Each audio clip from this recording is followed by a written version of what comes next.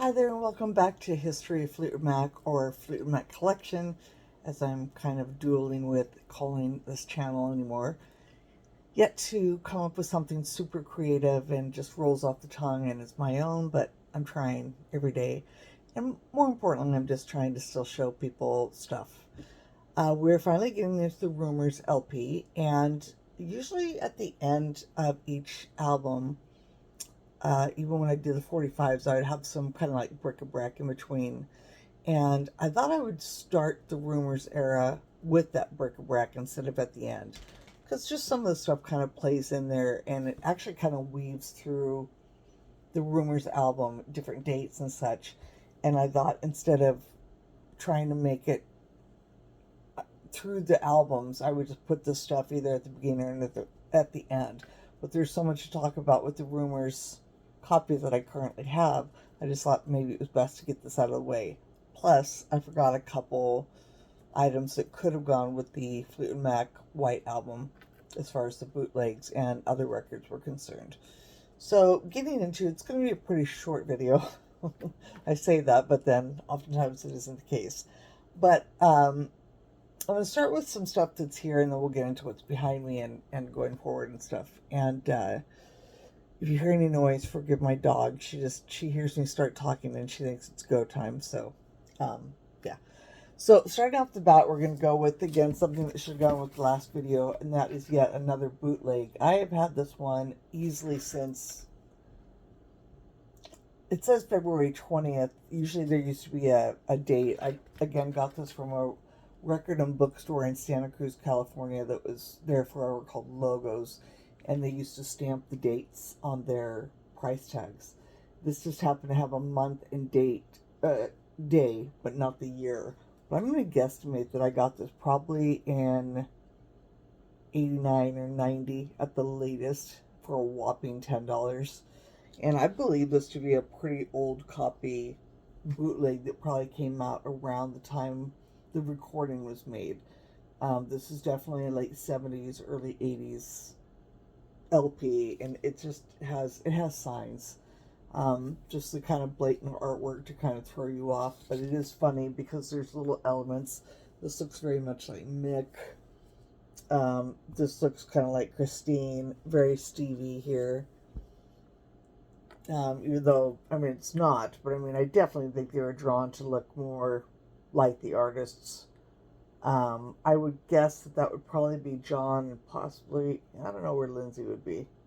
But still, the bootleg covers that were coming out from the late 70s and early 80s, or any, I mean, since the time of bootlegs, were items that would, grab people's attention, not just with the name, but with some kind of artwork or something to get their attention, but then remain extremely vague so that they would not get in any trouble for releasing anything that changed hands for money, because that's what made it bootleg and illegal. It says that this was released on the Amazing Corny Phone, which is a funny way of spelling it and such. And there's a whole write-up about, it's weird. Maybe one day I'll put it up on the screen. But yeah, but this recording was supposed to be taken from the City of Angels in Los Angeles in 1975-76. The reason being, and this, boy howdy, this is probably the recording that's come out with the most bootleg copies. And I believe it to be 75-76, not only because that's what I've always seen on them, but they were just starting to show some songs from Rumors. And as we know, while Rumors was being recorded, Warner Brothers did send them out for like 10 dates or something like that before the album was finished, before Rumors officially came out, to kind of cycle and play some of the songs for reaction and such like that, just before the album wrapped up and they went out on the full Rumors tour.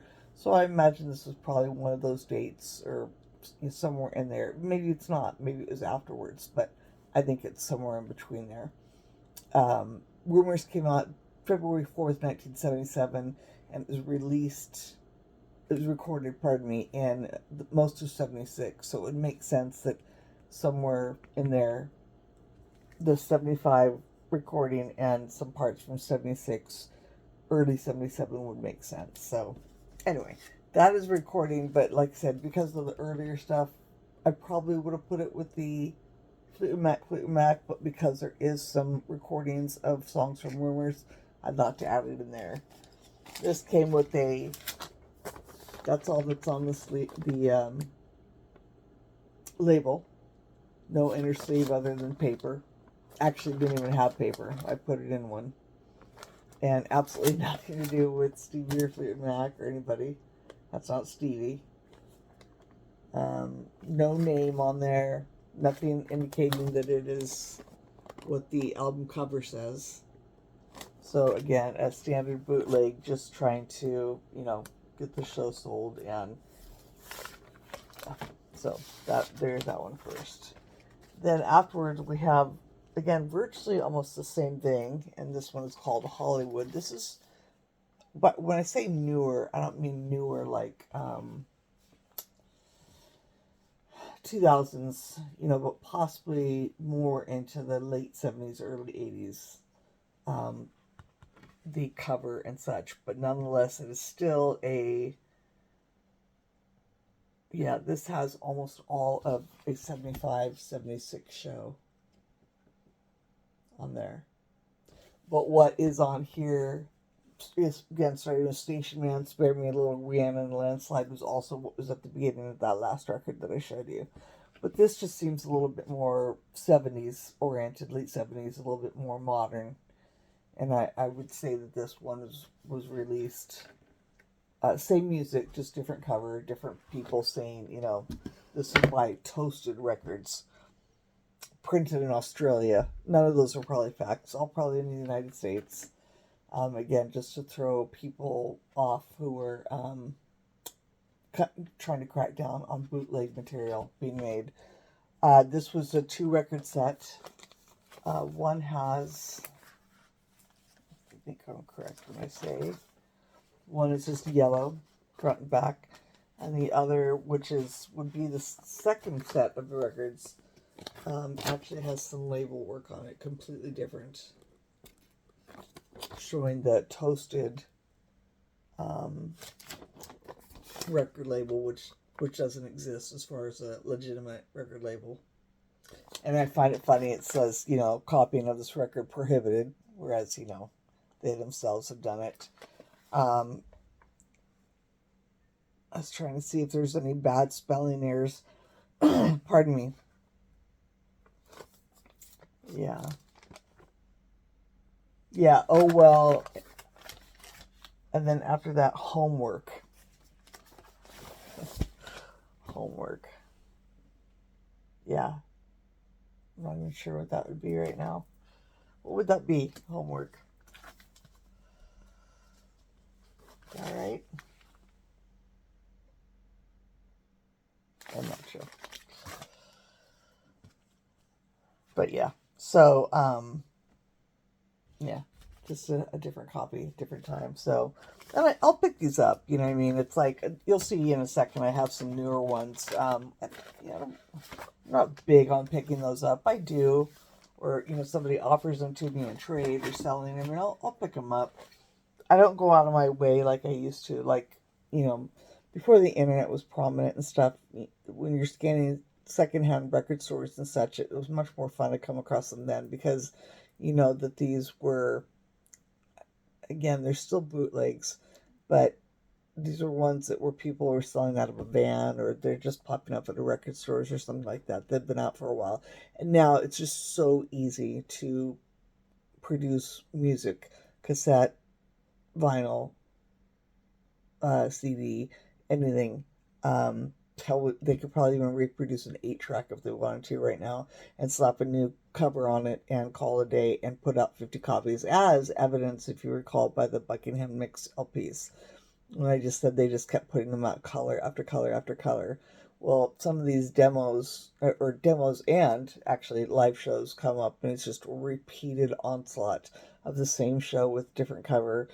And, people like us who buy them, who might have bought them in the record stores, are just now like, even we have a certain limit, when you just come out with different stuff to just, there's no sound difference.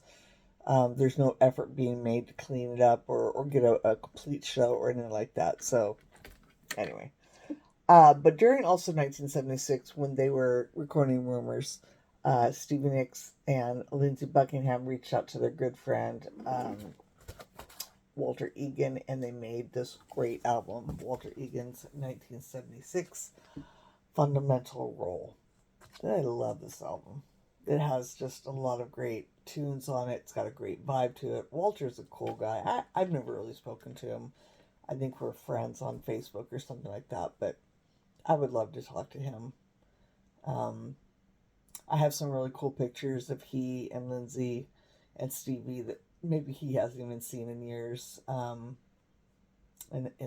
stuff, and some pictures of him, some reviews and stuff, just stuff I picked up, mostly because it pertains to this album. We're working with Stevie and Lindsey. I really dig his work. I mean, doesn't need Stevie and Lindsey. I really like him, but of course the little, the sound and friendship and what they bring to one another is just a great all encompassing sound. And then inside, this photo is just great as well. So, if you don't have this, run out and grab it. It's so worth the effort for all the songs. This cool photo. This is great. I want to say, seems like somebody on here was, no, maybe that was the Bob Welch. Seemed like there was a couple other ladies that were involved with Lindsey or somebody like that.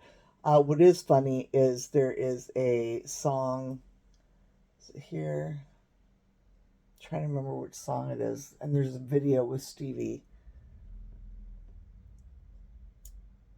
I can't remember which one it is. Blue Tea.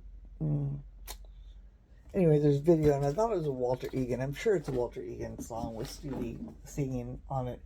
And she's in the video, but she can hardly be seen, and she's behind the wheel of a car, and it's just so weird to see Stevie driving. It's a super cute video. And anyway, this is a great one, but it's really neat that, in the midst of all the music and all Fleetwood Mac were so busy that Stevie and Lindsey, took time, made these great contributions to this album and helped their good friend out.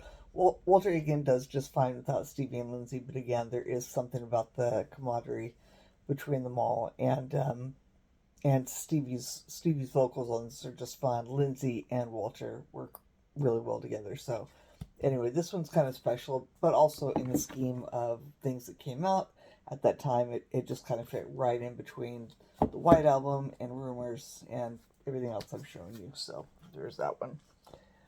Next up, we have this weird little combination here. This came out from Warner Brothers.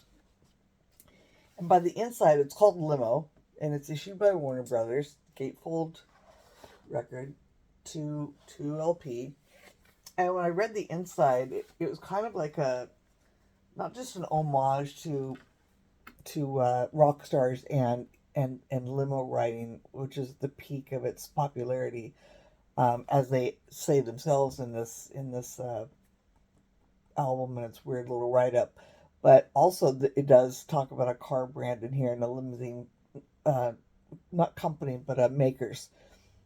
Pardon me. So I think that they are representing that because, I'm sure Warner Brothers had its own complete fleet of limousines and just thought it was kind of neat to merge the two, or maybe there was a buyer, a contract made or something like that to promote these vehicles, and also come out with a sample of what Warner Brothers offering in 1977. And this one features Dreams, but it has songs by Leo Sayer and Ted Nugent, and I mean just you name it, they're in here. Rod Stewart, Doobie Brothers, Gary Wright's Dreamweaver, Emmylou Harris. There's a ton of people. Lots of people I've never heard of as well. There's a short little write-up about Fleetwood Mac and Dreams in here. No pictures or anything like that. But this came out as a promo at or around the time of Rumours, to showcase what Warner Brothers was offering and to probably encourage and or sell their limousines or encourage others to have one, or show off that they had their own fleet, which is probably more than likely. So that was just a cool little gimmicky type thing that came out prior to, or with Rumours. Getting well into the Rumours shows, Rumours proper, there is this one that has been often called Smiling Ears, Smiling Ears, which I don't know if that's a play on the Smiling Islands, which, why didn't I write this down, who that's recorded with, I forget, but it's a weird term. It's very 70s. Your ears are smiling because of the music. I get it. It's just, it's so 70s sounding. But this has been out in several formats as well.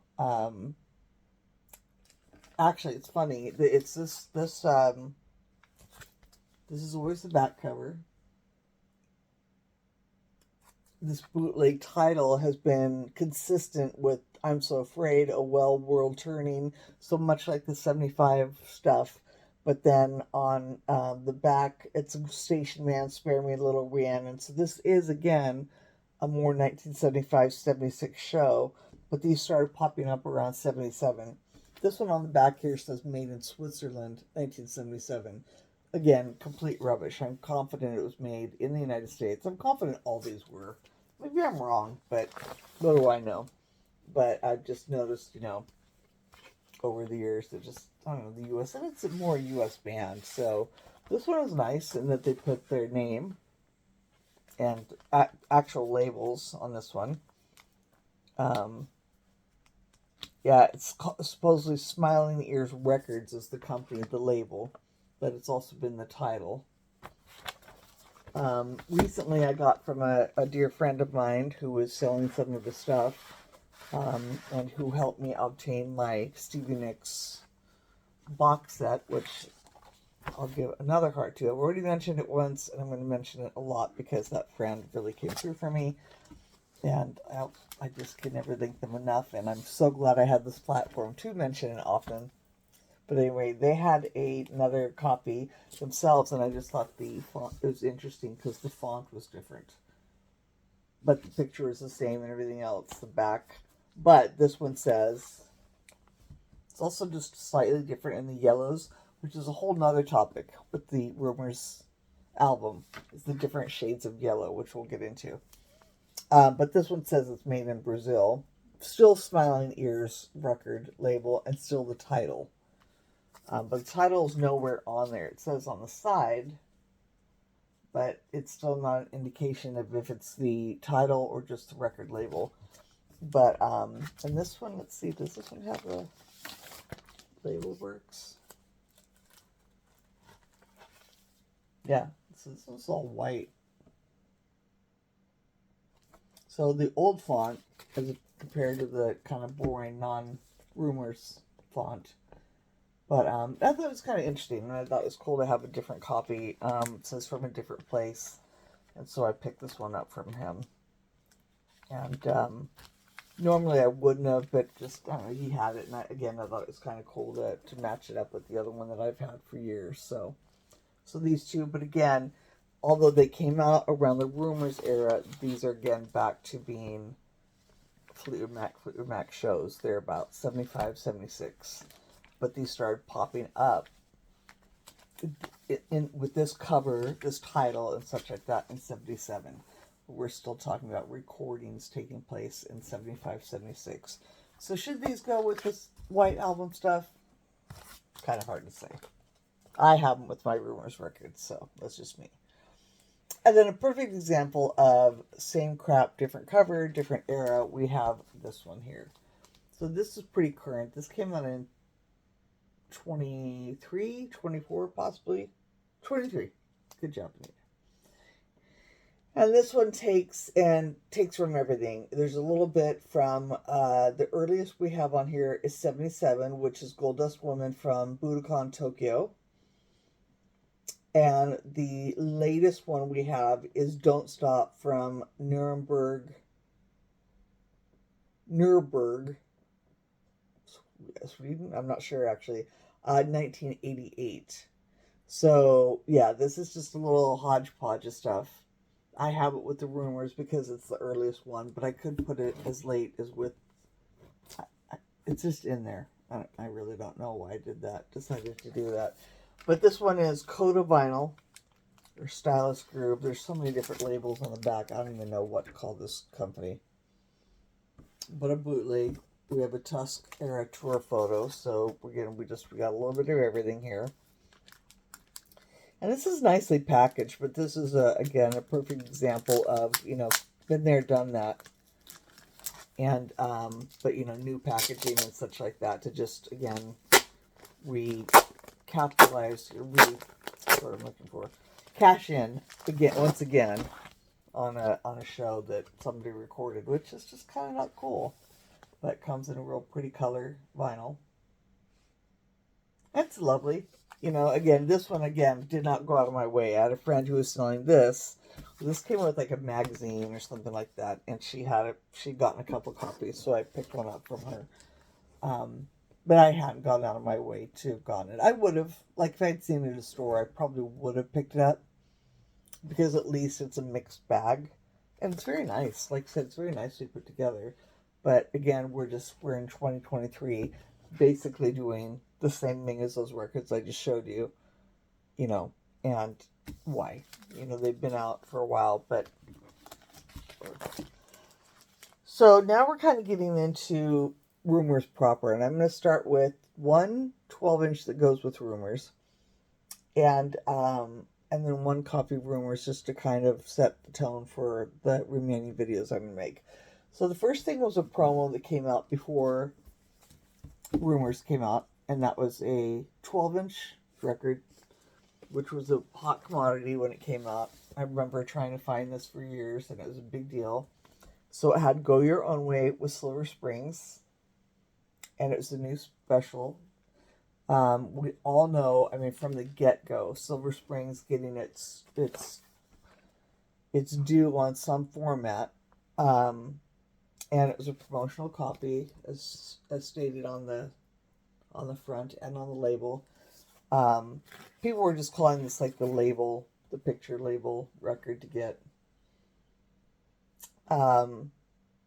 When you're first collecting, like I was in the late 70s, early 80s, more along through the 80s, this was like a real treasure to come across. So when you got this, you just, you're kind of in the hierarchy of collecting records by this time.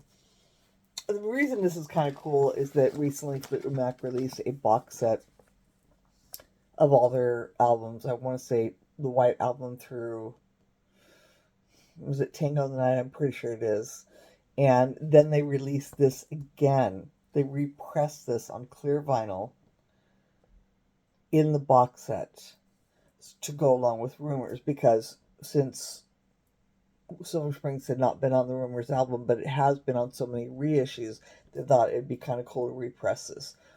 And I will state for the record that it was cool that they repressed it. The problem is that I'm the kind of collector, if you haven't heard, and I'm going to say it again, if a box set comes with items, and there's 5 items to be had in that box set, 6 if you include, because there's White Album, Rumours, Tusk, Mirage, and Tango, I want to say, in this box set. And then the 6th album in this box set, and that would be this single, right? So, because a lot of people didn't have the single or know about the single, people were buying the box, taking this out of the box, and selling it, as if you went and saw it right now on eBay, for ridiculous amounts of money. I saw one close to $200. I don't know if it's sold or not. But to me, that record alone on the clear vinyl is absolutely worthless, because it is not a singularity unto itself. This is. This was released by itself in advance of Rumours to showcase Go Your Own Way with the B-side of Silver Springs. This is a collector piece. That other one is too, but it is a collector piece in the box set. Outside of the box sets, I find it personally worthless. I will not buy it. If I get it, it's because I will have gotten the box set, which is numbered and kind of difficult to get, but it doesn't matter to me. It does not exist if it's not in the box set. And these are pretty obtainable. They're not super easy. You don't just walk into a record store and there's a ton of them. But this is something that if you really wanted, you would buy it on the black vinyl the way it was supposed to be. Because for, what, how many years are we at now? 77 to now. This is not going to be able on clear vinyl or anything else. It came out just like this. So yeah, it's super, super cool. It's in this box set and it's out there, but it belongs with the box set. It does not belong by itself in your collection. That's just me. And I'll totally hear your side of it if you see in a whole different light that I'm not explaining, but that's just me. So anyway, that's just really cool thing. The picture label, again, we all called it, and this one's in pretty fair shape. And yeah, so if you're on the search for it and you see that one, for you see this on eBay or somewhere, and you're like, good grief, it's a lot of money. Just be a little patient. Search on Discogs. It might have gone up in price right now because people are selling that clear vinyl for so much, but it shouldn't be. This should be no more than $20, maybe $30 in today's market. I got this for like $10 or $15 back in the day, and that was a lot, but of course, well worth it. So there's that. So that is, to my knowledge, the only 12-inch that came out for Rumours that was an official release. Promo for sure, but an official release. There was no 12-inch singles that came out of Dreams or in any other country or anything, to my knowledge. So, yeah. So there's that. And then I'm going to start with one copy of Rumours before I go into the video, and just to start some facts here so that I can mainly focus more on Rumours itself later. What can, and I think kind of with the White Album, that's why I wanted to make this video, because I want to talk freely about Rumours, kind of like I was, just, my ideas as a fan and my takes on it, and, what it means to me and such. What can't be said about Rumours that you can't look up, or you don't know, or hasn't been reviewed in 500 books or interviews or whatever. And, I'll just give you the basics. Again, released February 1977, February 4th, pardon me.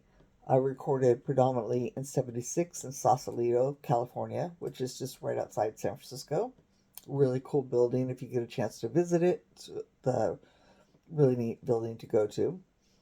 The working title, when they were in Sausalito working on it, was called Yesterday's Gone.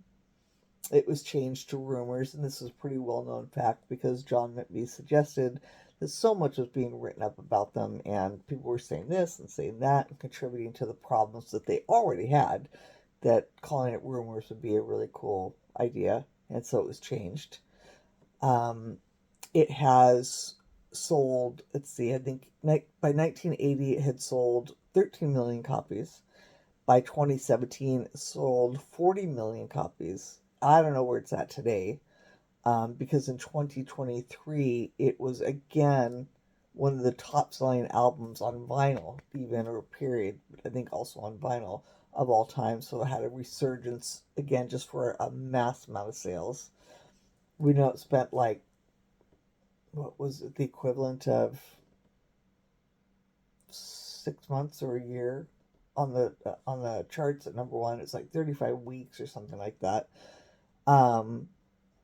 And it sits, kind of swims in and out, but normally is always in the top 10 greatest albums of all time, no matter what. One of the greatest selling records of all time by a band. It's often cast out by the Bee Gees with Saturday Night Fever, but Saturday Night Fever counts as a soundtrack. So if you go just by band, I still think that this one wins a lot of the time as best-selling record of all time by a band. Then, of course, you have Michael Jackson's Thriller, but that's Michael Jackson singular, by a solo artist. So, yeah, there's still one of those. What else? I mean, one thing I did also want to bring up, and I'll probably talk about, is, the record cover, which I do want to talk about a little bit more, but we all know that this is famously photographed by Herbert Worthington. There's this beautiful photography. I can't remember his name. Who did the art or the font for this? I'll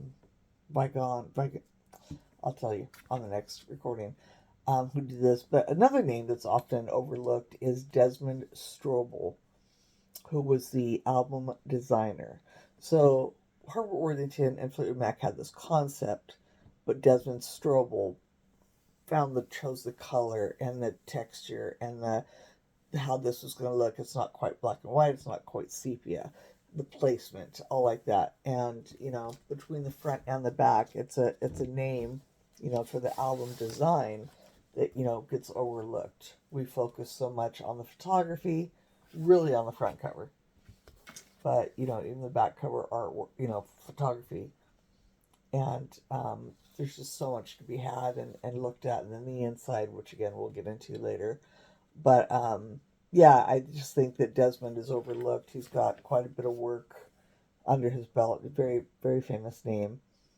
Oddly, nothing on Wikipedia, but if you look up his name, you'll see he's done quite a bit of work, and he's responsible for just as many great album covers as this. But often isn't mentioned. It's always Herbert Worthington and his photography, and just the cover of Rumours is always brought up. But Desmond, again, often not mentioned. So I think I'm going to stop with that. This is an American, the U.S. release. This is a vintage 1977, although by Columbia House. So this is a textured one in a kind of more muted vanilla yellow, which I'll call that one. I'll try and come up with terms that stay constant. We do have the sheet on the inside. That's what we're all well aware of. And again, I'll get into this more as I continue. And then the album is the standard Palm Tree Warner Brothers label.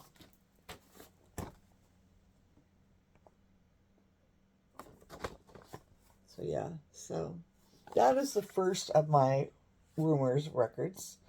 But getting that out of the way, just a little background on it that, is more statistics that you would see like in a book or whatever, so that I can talk a little bit more freely about the album. And again, I think I'll start off the next video with this, and how I'll approach that at a later date. But yeah, I'm just going to break these up so to keep your attention and your interest, and hopefully keep you coming back. So until next time, next video, thank you so much for watching. We'll see you later. Bye-bye.